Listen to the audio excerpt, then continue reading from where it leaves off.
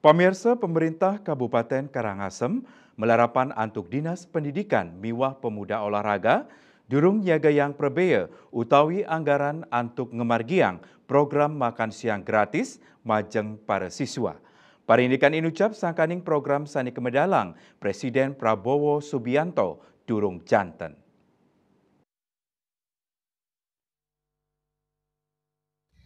PLT Kepala Distikpora Karangasem Inyoman Sutirtayasa nguningayang mepaiketan aring program makan siang gratis inucap sedurungyane sampun naen ketakenang oleh BPK. Sakewanten santukan program inucap durung janten prebeu saneka buatang taler durung becik kasia tayang.